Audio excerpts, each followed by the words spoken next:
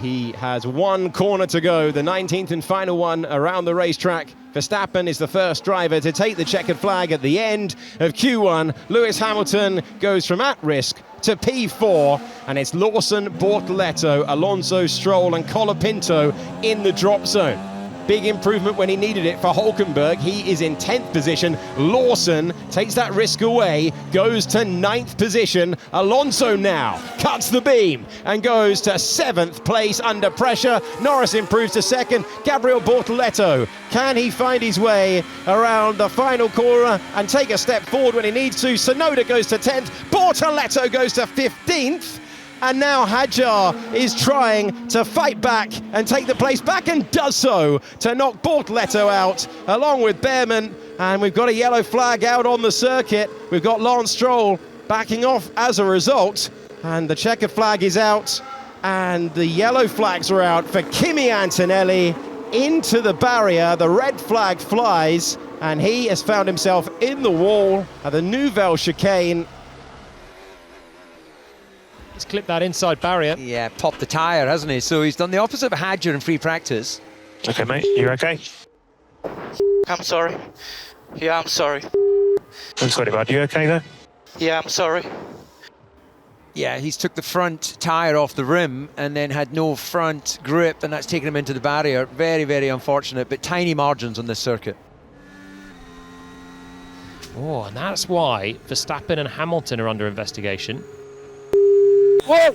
Wait! Lewis! Might be a tough one to argue for Hamilton. Verstappen pushing behind 3 seconds. Sorry, slowing down behind. He said he was slowing down. It's man. And it's Bortoleto, Behrman, Gasly, Stroll and Colapinto who fall at the first hurdle. Lost power. Yeah, bump, lost power. As you can see, that Mercedes moving very slowly in the tunnel. So does he have any power to get back? It looks like it's switched off. And a really, really tough qualifying that is over for Mercedes with 10 minutes still on the clock in Q2. Sainz could be under pressure here in the second Williams. He's down to 10th. Lawson improves up ahead of him as well. The Williams has been good, but Sainz is now on the cusp. You must find an improvement. And Hadjar gets to P6. That's outstanding. Albon is going to be really close to the top. P3 for Alexander Albon, ahead of the reigning world champion. The second Red Bull is occupied by Yuki Tsunoda. Doesn't have a personal best. Sector 1 or Sector 2. You add it all up, and it's 12th position for Yuki Tsunoda. He can't fight his way into the top 10.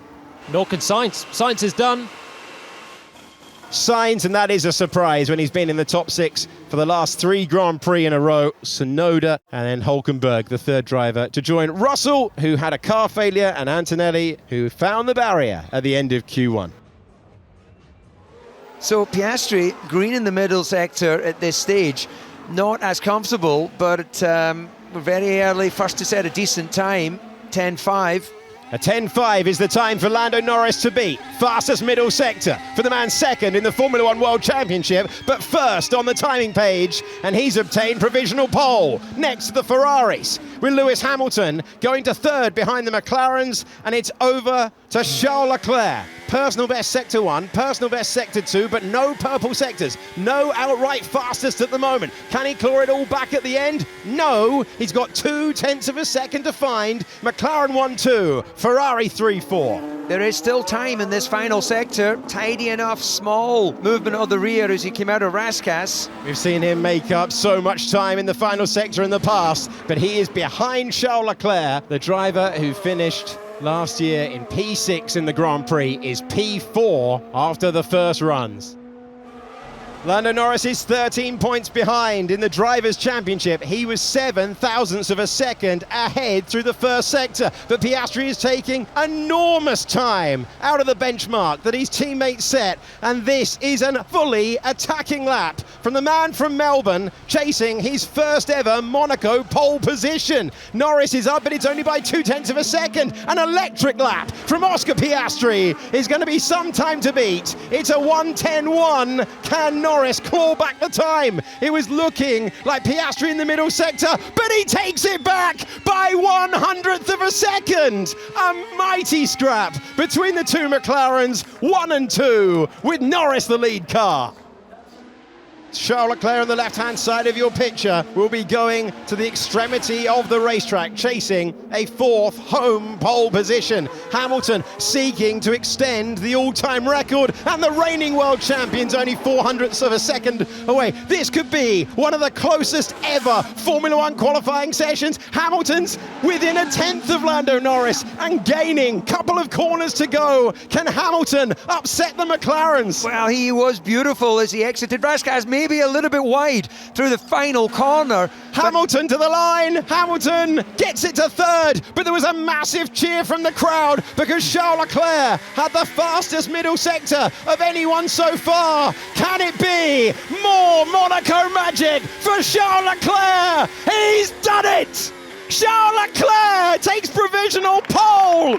He beats both McLarens. He's ahead of Norris by 600ths of a second, but Verstappen is not done yet. He is done in P5. McLaren go again. McLaren push on. Piastri's behind at the moment. 600ths of a second, he misses out. Lando Norris has lost pole position. Can he retake pole position and break home hearts? He does.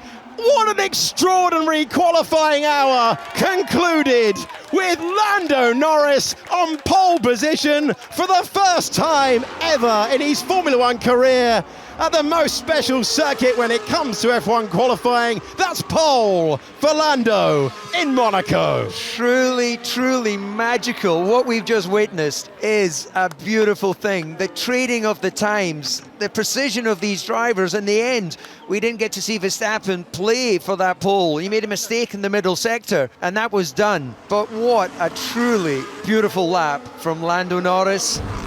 Lando Norris had started outside the top 3 on the grid for 3 of the last 4 Grand Prix. Nothing like pole position in Monaco to put that stat in the bin. Everyone lines up behind him tomorrow, but Charles Leclerc chasing more history, 8 meters behind when it comes to the start.